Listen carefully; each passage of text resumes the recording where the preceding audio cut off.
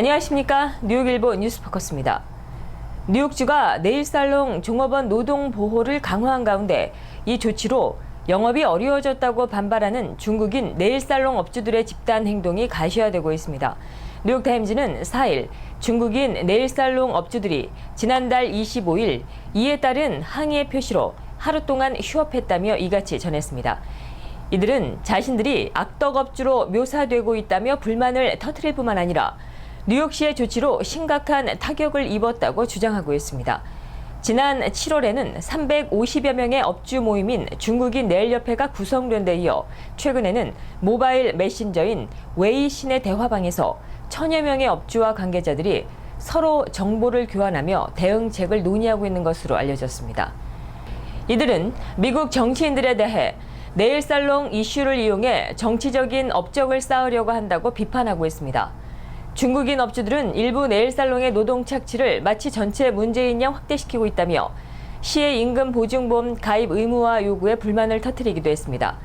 뉴욕주는 뉴욕타임즈의 고발 기사로 6월부터 네일살롱에 대해 종업원 권리 선언문을 부착하고 종업원 장갑과 마스크 지급 등 보호 조치를 시행하고 무허가업소에 대한 처벌도 강화했습니다.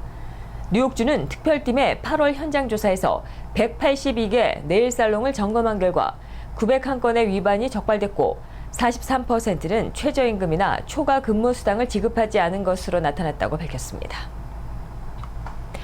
뉴저지 한인 유권자는 총 26,206명, 유권자 등록률은 41.7%, 투표율은 26.6%이다.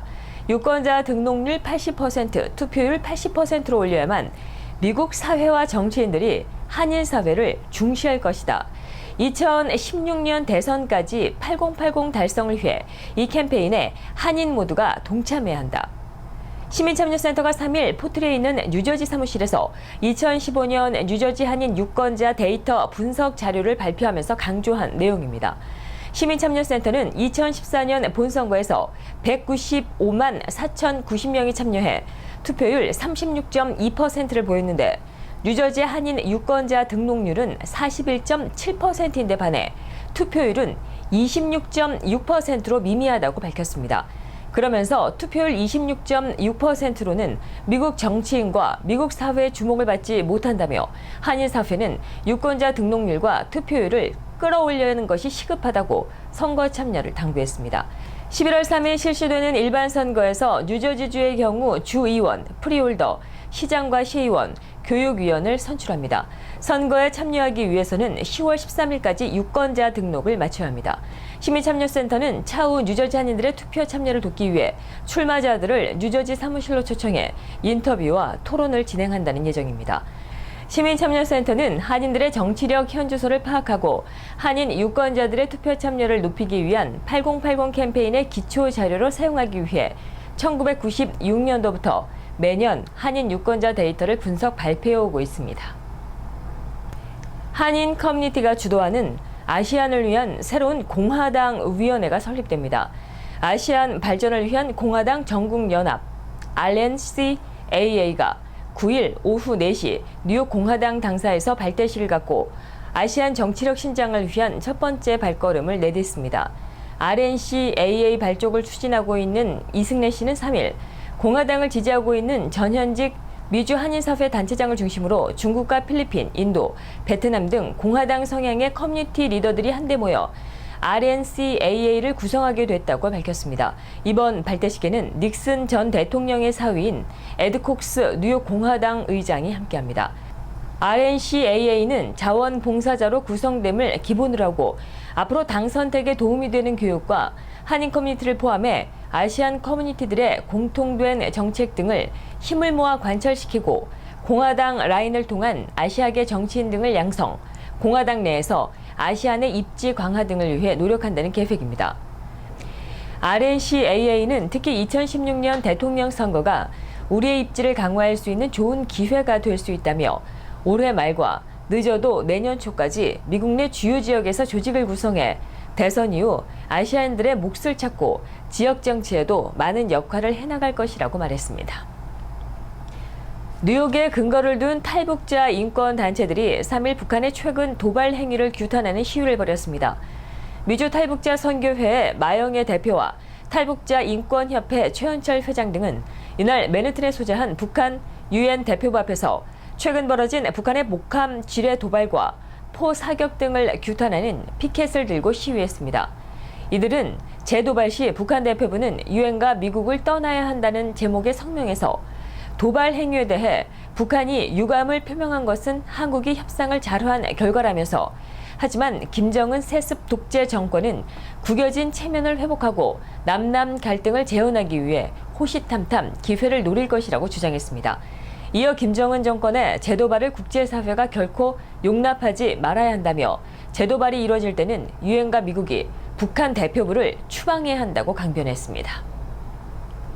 한미장학재단 동북부 지부의 이사인 김중군 박사 부부가 8월 연구 장학기금으로 5만 달러를 재단에 기부했습니다. 재활 전문의로 은퇴한 김 박사는 장학금을 기증하면서 어려운 한인 한 명이라도 돕고 싶은 마음에 작은 정성을 전하게 됐다고 말했습니다. 한미장학재단의 연구 장학금은 기부자가 5만 달러를 기부할 경우 매년 한 명의 학생에게 2천 달러의 장학금을 기부자의 이름으로 영구히 수여하는 장학금 제도입니다. 따라서 한미장학재단은 내년부터 김중군, 김나현 부부 장학금의 이름으로 연구 장학금을 지급할 예정입니다. 미 전역에 6개 지부를 운영하고 있는 한미장학재단은 8월 말 현재 약 380만 달러의 연구 장학금 기금을 확보하고 있는데 이 중 약 80만 달러가 동북부 지부에서 조성한 액수입니다.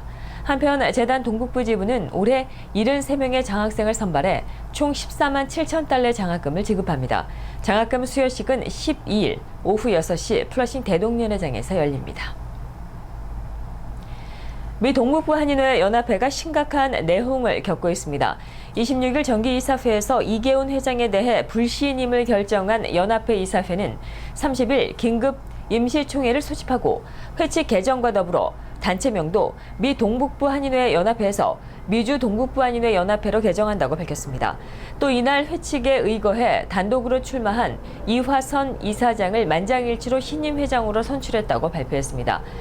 미 동북부 한인회 연합회는 차기 회장 선출을 위한 선거관리위원회 적법성을 놓고 이계훈 회장 측과 이화선 이사장 측과의 마찰을 빚었습니다.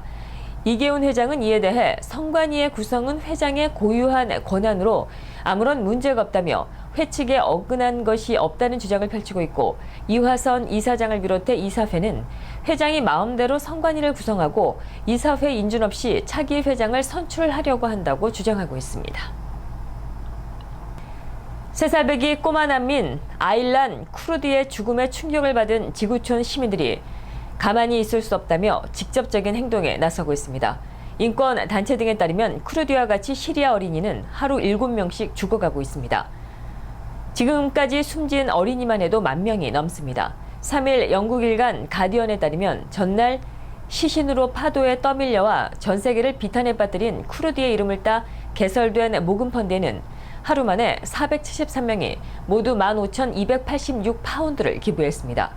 이 펀드를 통해 모금된 돈은 5년 전 시리아 내전이 시작될 무렵부터 시리아에서 구호 활동을 해온 영국의 구호단체 시리아를 위해 손에 손잡고를 통해 쿠르디와 같은 처지의 시리아 어린이 난민의 복지와 교육 등에 쓰일 예정입니다. 또 유럽의 양대축인 독일과 프랑스도 유럽 연합 회원국이 난민을 의무적으로 분산 수용한다는 원칙에 합의했다고 이날 발표했습니다. 쿠르디는 2일 새벽 6시 터키의 휴양지 보드럼 해변에서 시신으로 발견됐습니다.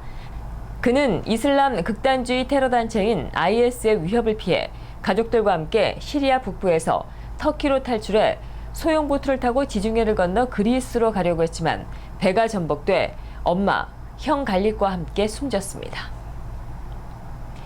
흑인교회에서 흑인을 사살한 백인 딜런 루프의 사형이 구형될 것이라고 3일 AFP, AP통신 등이 보도했습니다. 사우스캐롤라이나주 찰스턴 카운티를 관할하고 있는 스칼렛 윌슨 주 검사는 기자회견을 갖고 우리 사법기관은 극악한 범죄에 걸맞는 극형을 요구한다고 밝혔습니다. 루프는 올해 6월 17일 찰스턴에 있는 이매뉴얼 아프리칸 감리교환에서 성경 공부를 하던 이들에게 권총을 마구 쏘아 흑인 9명을 살해한 혐의로 주 검찰과 연방 검찰에 기소됐습니다. 연방검찰은 루프의 범행 동기가 흑인 혐오에 있다고 보고 증오범죄 혐의를 적용했습니다. 연방법원의 공판은 아직 시작되지 않았습니다. 그가 체포된 지역인 노스캐롤라이나주의 검찰도 루프를 기소했습니다. 루프의 범죄는 미국 사회에 큰 파문을 일으켜 남부연합기가 사우스캐롤라이나주의 공공기관, 대형 유통업체 상품 목록에서 퇴출되는 계기가 됐습니다.